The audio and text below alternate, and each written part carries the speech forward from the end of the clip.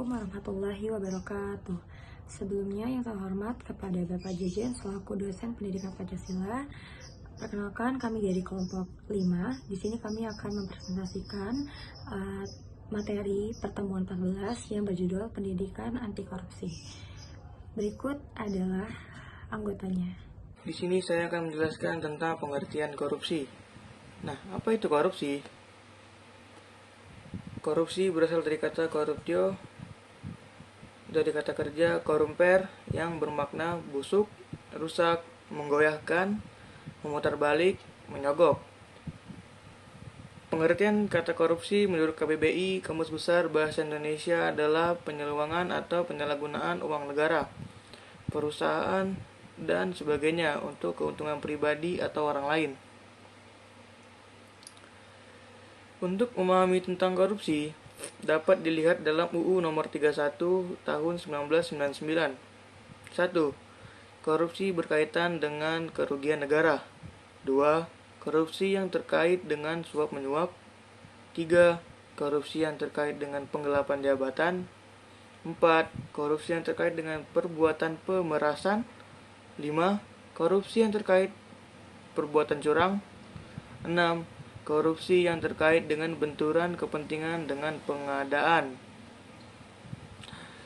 Nah, selanjutnya akan dijelaskan oleh teman saya.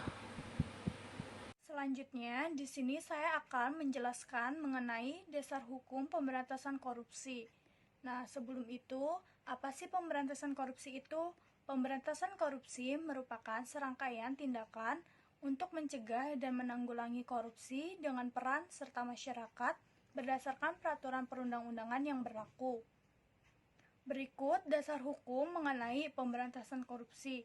Yang pertama ada ketetapan MPR 010 MPR tahun 1998 tentang penyelenggaraan negara yang bersih dan bebas KKN. Yang kedua ada Undang-Undang No. 3 tahun 1971 tentang pemberantasan tindak pidana korupsi.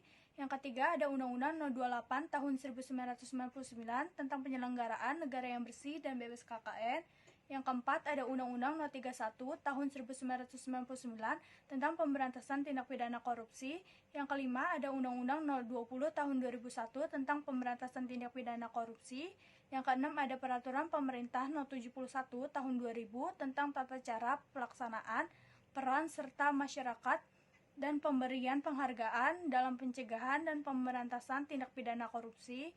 Yang ketujuh ada Undang-Undang No. 30 tahun 2002 tentang Komisi Pemberantasan Tindak Pidana Korupsi.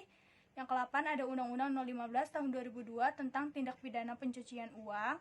Yang ke-9 ada Instruksi Presiden Republik Indonesia No. 5 tahun 2004 tentang percepatan pemberantasan korupsi.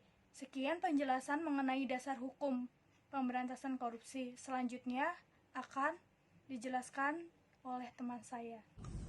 Selanjutnya, saya akan menjelaskan tentang pendidikan anti korupsi. Mereka tindakan pidana korupsi di Indonesia tentunya membuat upaya dan tekad yang bulat dari berbagai elemen di masyarakat untuk terlibat dalam pencegahan tindak pidana korupsi. Hal ini dapat dimulai dari pendidikan anti korupsi dari tingkat dasar sampai perguruan tinggi. Salah satunya melalui pembentukan nilai-nilai integritas. Integritas sendiri artinya adalah bertindak dengan cara yang konsisten dengan apa yang ia katakan.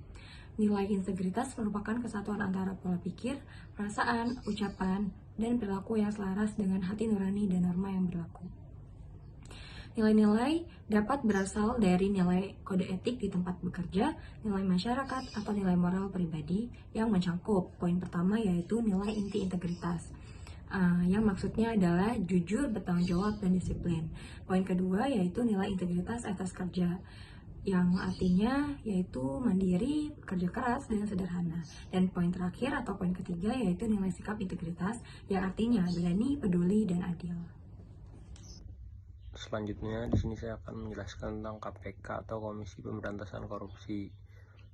KPK sendiri telah diatur oleh Undang-Undang Dasar Nomor 30 Tahun 2002. KPK juga bersifat independen atau tidak ada kekuasaan yang bisa mengatur. KPK sendiri menganut pada 5 asas, yaitu kepastian hukum, keterbukaan, akuntabilitas, terus kepentingan umum, proporsionalitas. Selanjutnya di sini KPK juga pernah menangani kasus korupsi, tentunya banyak di kalangan pejabat-pejabat negeri. Contohnya pada tahun 2018 KPK pernah menangani korupsi sampai 178 kasus. Selanjutnya masih banyak kasus-kasus lagi yang telah ditangani oleh KPK. Sekian dari saya, kurang lebihnya mohon maaf. Wassalamualaikum warahmatullahi wabarakatuh.